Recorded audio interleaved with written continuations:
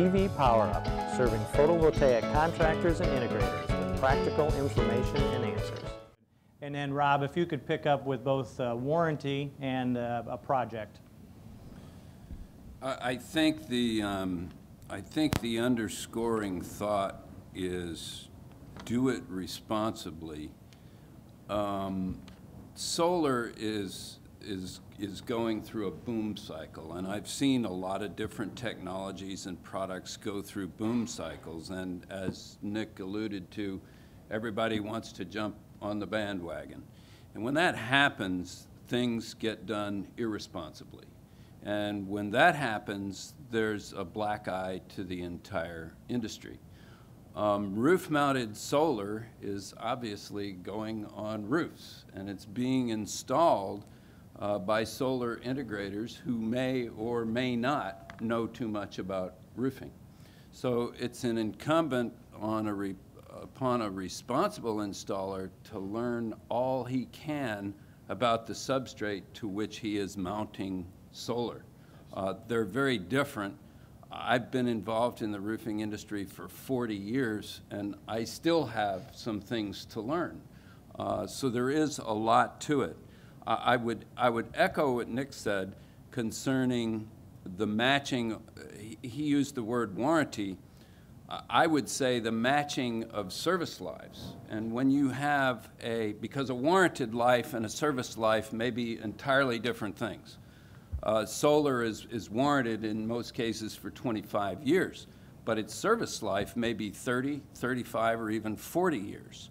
So when, as concerns roof-mounted solar, it becomes pretty critical to look at, well, how long is this roof going to last that the solar is mounted on? And so that's of primary concern.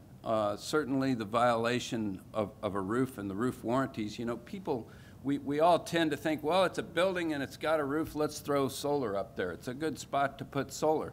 But there is really a lot to that, and that roof has a very important function, keeping the water out of the building envelope. And so I would say emphasis on responsibility, and that means not only within contracting arenas, but also within other arenas, within policy-making arenas. If we're spending public money to promote renewable energy, then let's do it in a responsible way. Let's make sure that we get the greatest bang for our taxpayer buck. It extends also into the financing arena. We've all seen some pretty serious shakeups in lending institutions in the financing arena, so let's finance these projects responsibly. If we don't do these things, given the environment of a boom cycle, and I do believe that solar is here to stay, it's going to grow. I know that SEIA is projecting something in the realm of 50 to 60% annual growth rates over the next 3 or 4 years.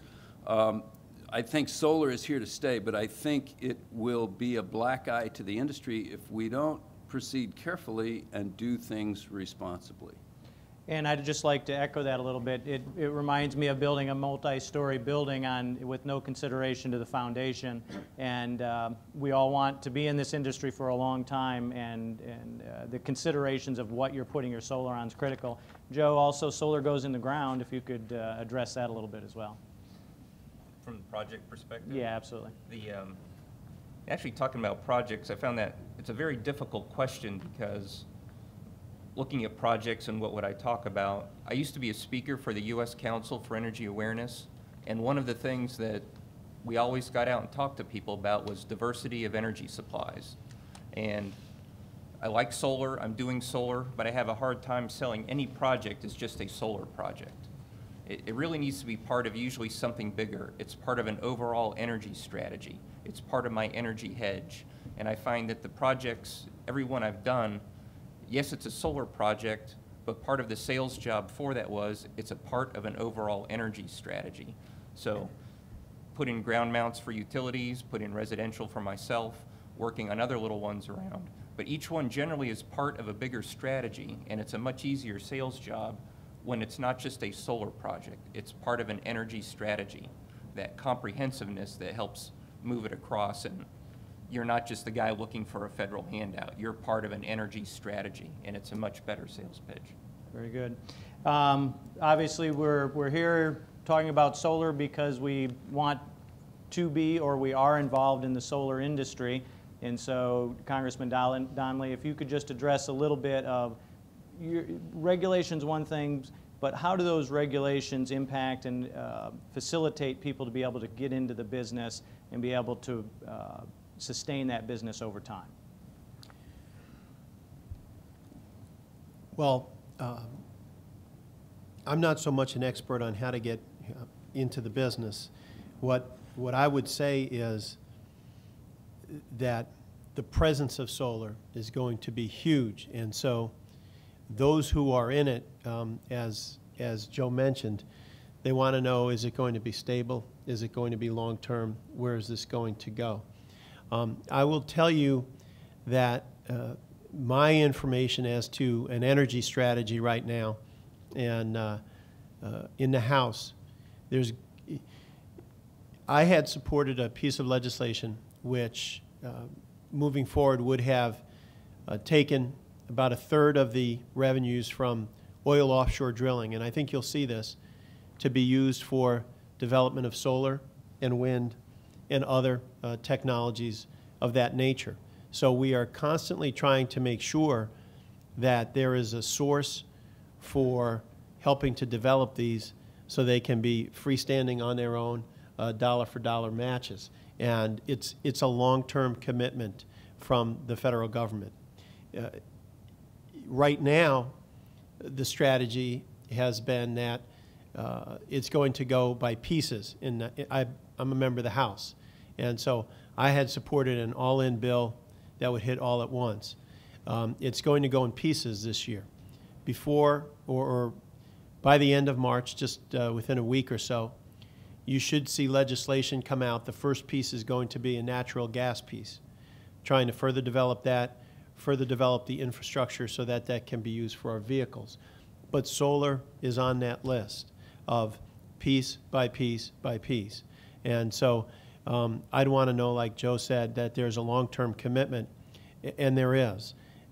I don't see, with the inclusion of China and India and others, that there'll be anything but a staggering increase for energy and an importance for American energy where solar becomes a source that makes great fiscal sense. So as an entrepreneur, if I were looking at a business, this is going to be one of the key drivers of our economy as we move forward.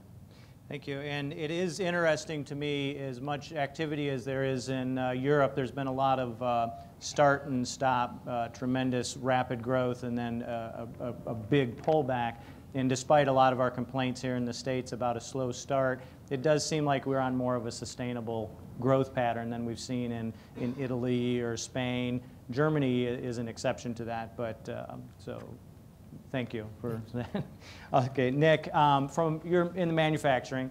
So what, if a roofing contractor wants to get into the business, what advice would you have for them? First thing I would tell them would be to call Innovatus. If a roofing contractor wants to get into the solar business, the first thing they have to do is make sure, you have to be a good roofer before you can be a good solar provider. You know, we sell into distribution, we do some work direct to contractors, but the thought of giving access to these panels, carte blanche to all of our contractors, quite frankly, is terrifying to me. I'm a big fan of solar, but I'm a bigger fan of solar done right. And if you want to do solar right, you got to have your roof tight first. So, you know, assuming that you have the eye for detail to get the roof tight, the first thing I would say is make sure you know what you're getting into. The learning curve is fairly steep for something like this, especially in a situation like, for example, in New Jersey, where credits are as such that they can be cash positive in a staggering amount of time.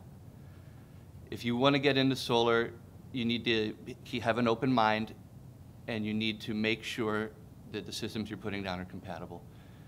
And when I say an open mind, here's what I mean.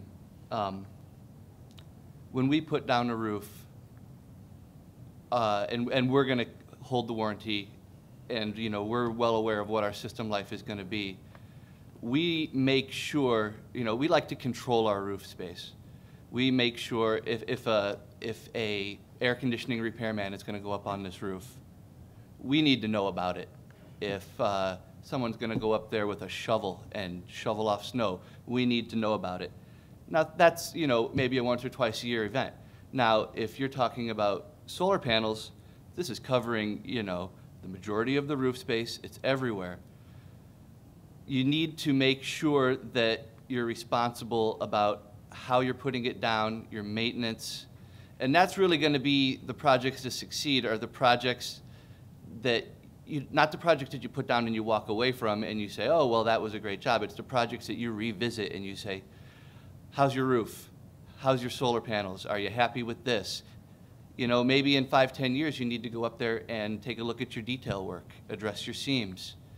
It's something that as roofers, they're not really used to. So if you're going to get into it, we discussed this earlier. You need to do it responsibly. You need to do it with the best intentions in mind. Very good. We would like to thank our sponsor, Innovatus Solar, a turnkey integrator and distributor of PV modules, inverters, and all the additional equipment to install a state-of-the-art photovoltaic system. Visit Innovatus Solar at inovateusolar.com to find a dealer, purchase PV equipment, inquire about dealerships, or speak with a salesperson about Innovatus Solar's turnkey services, including feasibility studies, engineering, construction, and financing.